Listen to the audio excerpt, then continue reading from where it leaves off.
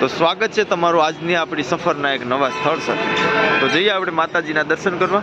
અને સ્થળ તો તમને ખ્યાલ જ આવી ગયો હશે, ચામુંડ માતાનું સ્થળ છે ચોટીલા. બન્યા રહેજો સંપૂર્ણ વિડીયોમાં.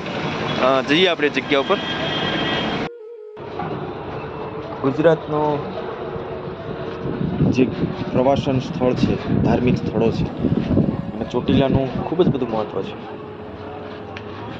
સુરેન્દ્રનગર જિલ્લાનું ચોટીલા તાલુકો, અને એમાંય ચોટીલાના ડુંગર ઉપર બિરાજતા ચંડી ચામુંડા.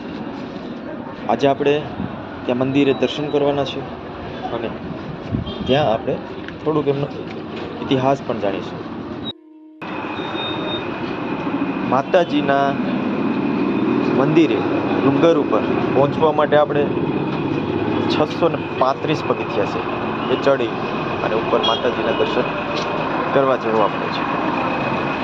અને સૌથી વિશેષ મહત્વની વાત એ છે કે ભાઈ તમે અહીંથી જ્યારે ડુંગર ઉપર ચડો ને ત્યારે ઉપર તમારે છત જેવું આવી જાય છે, તડકો તમને ના લાગે. બીજું કે પગથિયાના અમુક અંતર પાણી મળી રહે છે, પીવા માટે પાણીની વ્યવસ્થા કરેલી સુંદર. ગરમીનો સમય હોય ત્યારે પંખા પણ રાખેલા છે કે જે યાત્રીઓને ઠંડક પહોંચાડે છે. સારામાં સારી સુવિધા અહીંયા ચોટીલા મંદિર ટ્રસ્ટ દ્વારા કરવામાં આવી.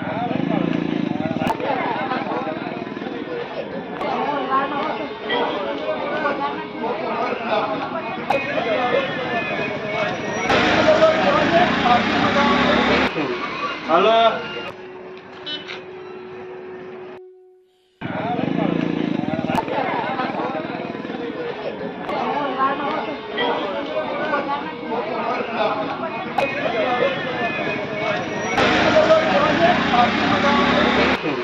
હાલો.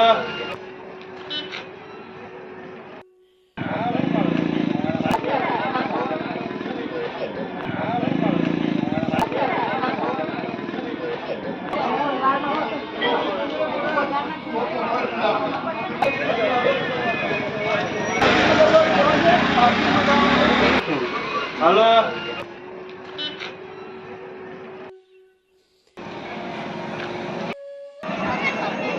હવે આપણે જઈએ ચામુંડ માતાના એ ડુંગર ઉપર, અને પગથિયા અહીંયાથી ચડવાની શરૂઆત થશે.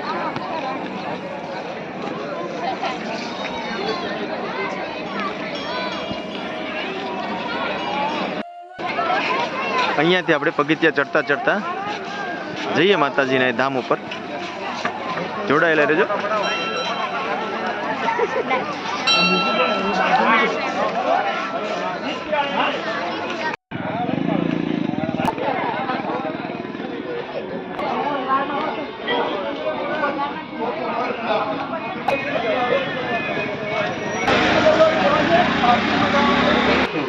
હાલો.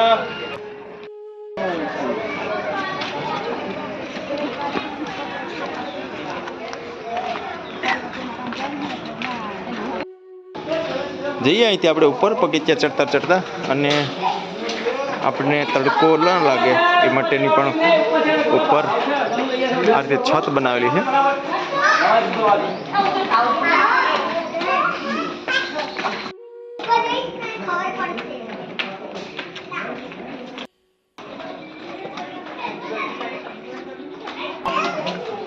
અહીંયાથી એકદમ ચઢાણવાળો રસ્તો છે.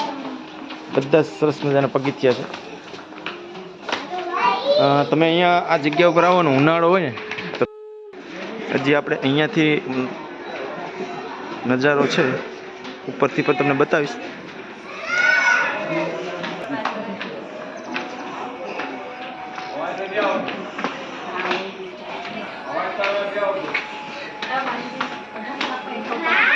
આ છે ડુંગર ના વચ્ચે આપણે પહોંચ્યા, ત્યાંથી નજારો છે.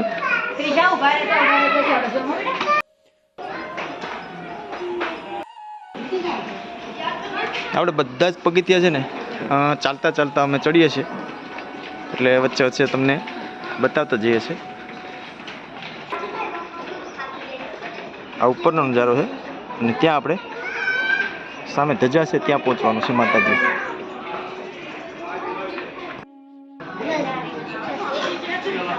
આપણે 50% પહોંચી ગયા અને અહીંયાથી એકદમ ખૂબસૂરત નજારો છે.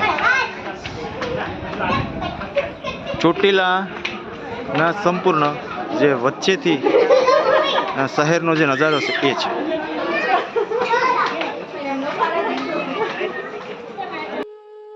સંપૂર્ણ વિડીયોમાં જોડાયેલા રહેજો. તમને વિડીયોમાં અમે અહીંયાથી જે બગીચા ચડીએ છીએ ત્યાંથી માતાજીને ત્યાં ઉપર જશું અને નીચેના એક નવગ્રહ ભગવાનનું મંદિર છે ત્યાં પણ આપણે જઈશું. તો સંપૂર્ણ વિડીયોમાં જોડાયેલા રહેજો મિત્રો.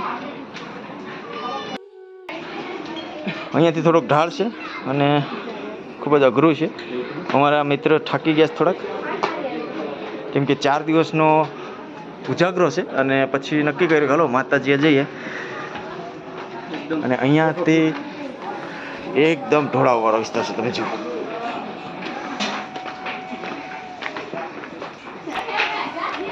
અહીંયા અમારા મિત્ર થાકી ગયા છે કેમ કે એ થોડાક સમયથી એને 5 દિવસનો ઉજાગરો છે. અમે તો 4 દિવસથી આ કામ કરતા હતા.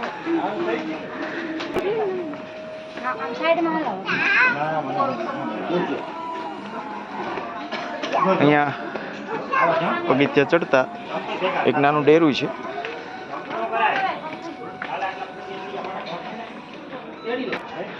જઈએ આપણે ધીમે ધીમે ઉપર પહોંચીએ સ્થળ ઉપર.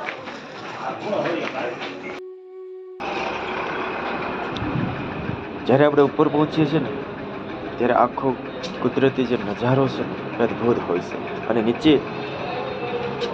નીચેનું જે શહેરનો નજારો છે એ પણ જોવા જેવું છે. બાકીના દિવસોમાં તો અહીંયા રાત્રિ રોકાણ છે એ થતું નથી. માત્ર નવરાત્રિના સમયમાં, ચૈત્રી નવરાત્રિ હોય ત્યારે પણ અને એ પછીની નવરાત્રિમાં અહીંયા 9 દિવસ માતાજીને ત્યાં, એટલે કે પૂજારી અને એમની સાથે જે 5 કે 6 લોકો હોય એમને અહીંયા રોકાય છે. બાકીના દિવસોમાં છે ને બધા જ નીચે આવી જાય છે. છેલ્લી આરતી માતાજીની પૂરી કરી અને બધા નીચે આવી જતા હોય છે. કહેવાય છે કે શ્રીમદ દેવી ભાગવત અનુસાર કે આ વિસ્તારની અંદર એક ચાંડ અને મૂંડ નામના 2 દૈત્યોનો બહુ જ ખૂબ ત્રાસ હતો. અને આ દૈત્યોને એના ત્રાસમાંથી મુક્ત થવા માટે અહીંના લોકોએ, ઋષિમુનિઓએ આરાધના કરી, મા દેવી ભગવતીની આરાધના કરી કે ભાઈ આ જે રાક્ષસો છે એમનાથી અમને આઝાદ કરાવો. એટલે મા ભગવતી છે એ પોતે આ ચંડ અને મૂંડ નામના 2 રાક્ષસનો સંહાર કરે છે. અને જે રાક્ષસોનો સંહાર થયો છે એ માતાજી, એટલે કે દેવી ભગવતીનું એ પછી નામ અહીંયા ચંડી ચામુંડા પડ્યું. એટલે કે ચંડ અને મૂંડને મારનાર એ ચંડી ચામુંડા કહેવાનું. ભારતભર અને ગુજરાતમાં પણ માતાજીના એવા ઘણા બધા મંદિરો છે. અહીંયા સ્વયં માતાજી ત્યારબાદ બિરાજમાન થયા છે અને ત્યારથી માતાજીનું દર્શનાર્થીઓ છે, એમના ભક્તો છે, અહીંયા દર્શન માટે આવે છે.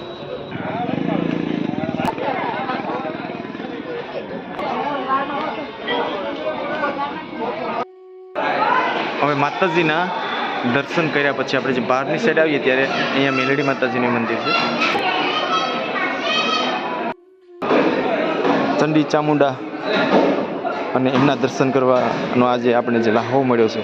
અને આ દરેક દર્શક મિત્રોને પણ માતા ચામુંડાના દર્શન કરવાનો લાભ મળ્યો છે. જય ચામુંડા. હવે જોઈએ આપણે અહીંયા જે નાના નાના મંદિરો છે એમના પણ આપણે બધા દર્શન કરીએ. કાળ ભૈરવ મહારાજ છે. થોડું વધીએ આપણે.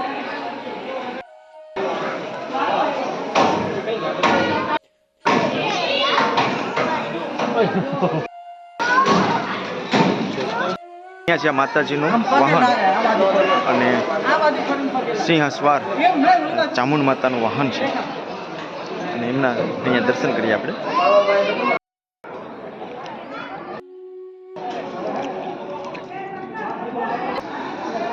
ખૂબ જ અલૌકિક નજારો છે અહીંયા. આપણે ચોટીલાના ડુંગર ઉપરથી આ ચોટીલા જે શહેર છે એનો નજારો.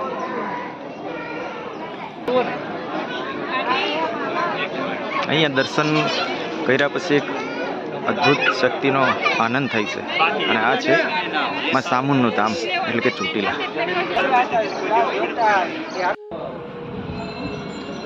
પર્વત ઉપર 635 પગથિયા છે એટલે કે ડુંગર નાનો છે, 1100 ફૂટ ઊંચાઈવાળું છે, પણ કહેવાય છે કે બધા જ પર્વતો ઉપર છે ને, જેમ કે જૂનાગઢનો ગિરનાર હોય, પછી પાવાગઢ હોય, તો ત્યાં રોપવેની સુવિધા કરી છે. અહીંયા આપણે રોપવે નથી. એનું કારણ છે કે ભાઈ લોકોમાં, શ્રદ્ધાળુઓમાં એવી શ્રદ્ધા રહેલી છે કે ભાઈ આપણે જ્યારે માતાજીના દર્શન કરવા જઈએ તો થોડુંક કષ્ટ તો ભોગવવું પડે છે. અને અહીંનું જે પર્વત ઉપર આપણે જ્યારે ચડીએ છીએ ત્યારે એકદમ ઢાળવાળો વિસ્તાર છે અને છતાં પણ મંદિર પ્રશાસને ખૂબ જ સુંદર વ્યવસ્થા કરી દીધી. ચડવા માટેની સાઈડે અલગ, ઉતરવા માટેની સાઈડે અલગ, અને પાણીની વ્યવસ્થા છે, પંખાની વ્યવસ્થાઓ છે, ઉપર છત મૂકેલી છે કે જેથી કરીને ઉપરથી જે તાપ હોય ઉનાળાની અંદર એ પણ ના લાગી શકે, તડકો ના લાગે, એટલું સરસ વ્યવસ્થા કરી છે. અને 635 પગથિયા ચડીને જ્યારે આવીએ છીએ ને ત્યારે આપણને મા ભગવતી, મા ચંડી ચામુંડાના દર્શન થાય છે. અને જો દર્શન કરવાના બાકી હોય તો તમે પણ આ જગ્યાએ આવી અને દર્શન કરજો. દર્શનનો લાહવો લીધા જેવો છે.